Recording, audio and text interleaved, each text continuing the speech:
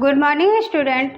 आज हम लोग बीए थर्ड सेमेस्टर की क्लास लेने जा रहे हैं। आज का विषय है कांस्यकालीन मूर्तिकला। कांस्यकालीन मूर्तिकला क्या होता है, आज हम लोग इसके विषय में पढ़ेंगे। क्योंकि भारत हमारा बहुत विकसित देश रहा है और प्राचीन काल से ही उसने काफ़ी तरह की चीज़ों का विकास किया हुआ है। उसने कई कई चीज़ों का निर्माण किया है। उसी में से एक है कांस्यकालीन, जो कांस्य का निर्माण किया हुआ है। कांसे की बहुत सारी चीज़ें बनी हैं, जैसे कि मूर्तिकला। आज हम लोग उसी विषय के बारे में पढ़ेंगे कि मूर्तिकला कैसे बनाई जाती है, कैसे मूर्तिकला का संरक्षण किया गया है कांस्यकालीन में। क्योंकि ये कला एक ऐसी है जो प्राचीन कला है, जो मोहनजोदड़ो से लेकर हड़प्पा कालीन तक के भी ये इसका विकास हुआ है। हड़प्पा में भी कांस्य का निर्माण हुआ है और वहाँ पर भी कांसे की कई तरह की मूर्तियाँ मिली हुई हैं। सबसे प्रसिद्ध जो मूर्ति है वो है नर्तकी की, जिसकी ऊंचाई है 10 सेंटीमीटर, जो कि एक सबसे सुंदर मूर्ति है। और ये हड़प्पा कालीन सिंधु घाटी से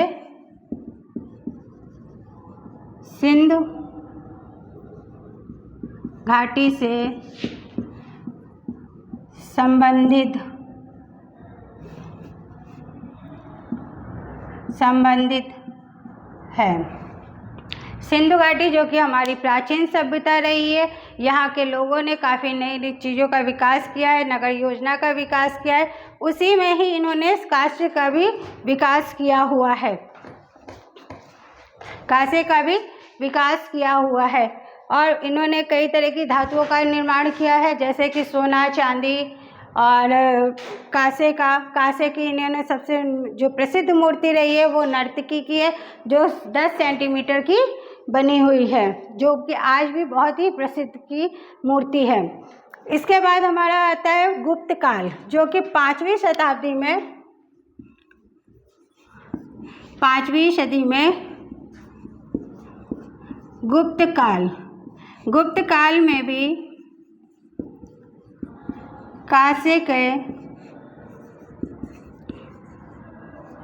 मूर्ति का निर्माण हुआ है और इसको स्वर्ण युग भी कहा जाता है। आप सोच सकते हैं कि उस समय के लोगों ने कितनी विकसित चीज़ों का विकास किया हुआ है, नई नई चीज़ों का विकास किया है, जिसमें कि तांबा है, कॉपर का इन्होंने विकास किया है, नई नई मूर्तियाँ बनाई है। कांसे की सिर्फ मूर्तियाँ ही नहीं बनती है, और भी चीज़ें बनती हैं, जैसे कि कांसे के बर्तन बनते हैं और आपका मूर्तियाँ हैं, और आपके जैसे कि कई तरह की चीज़ों का निर्माण किया गया है। इसी में आपकी सिंधु घाटी है, गुप्त काल है, और ये यहाँ तक ही नहीं सीमित है, ये हमारे अन्य देशों में भी फैला हुआ है, जैसे कि मिस्र, ईरान आदि देशों में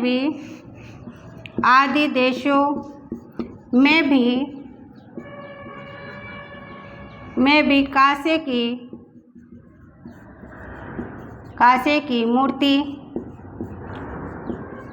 प्राप्त हुई है। मिस्र में और ईरान में भी कांसे की नई नई मूर्ति बनी है। वहाँ पे नेफितिति और इनकी भी मूर्तियों का निर्माण किया गया है। कारीगरों ने बहुत ही सुंदर तरीकों से इसका निर्माण किया है। इसमें कई तरह के मिश्रित धातु का भी मिक्स करने के बाद इसको बनाया गया है। वहीं हमारे भारत देश में जो विश्व प्रसिद्ध रही है नटराज की प्रतिमा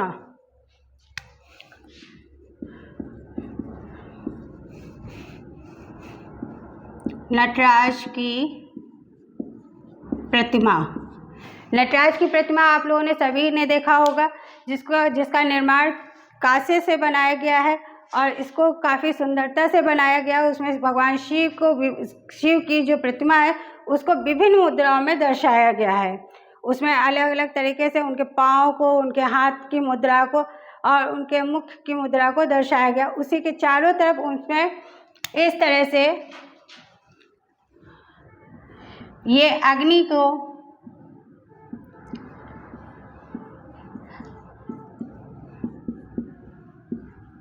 और बीच में यहाँ पे शिव को ये इस तरह से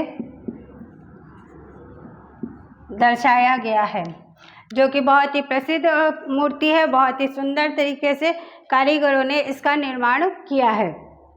ये मूर्ति हमारे दक्षिण भारत से शुरू हुआ है काल। दक्षिण भारत में इसका बहुत ही सुंदरता से इसका निर्माण किया गया है। बहुत ही सुंदर तरीक़ों से कारीगरों ने इसको बनाया हुआ है। दक्षिण भारतीय कलाकारों ने इसमें मूल स्वरूप को दर्शाया गया है।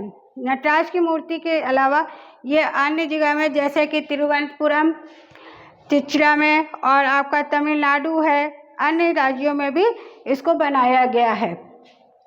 वहीं इसका निर्माण सरस्वती जी की मूर्ति है, कला के निर्माण की, जो सरस्वती जो ज्ञान की देवी हैं, उनके लिए भी काफ़ी कुछ सुंदरता से बनाया गया है।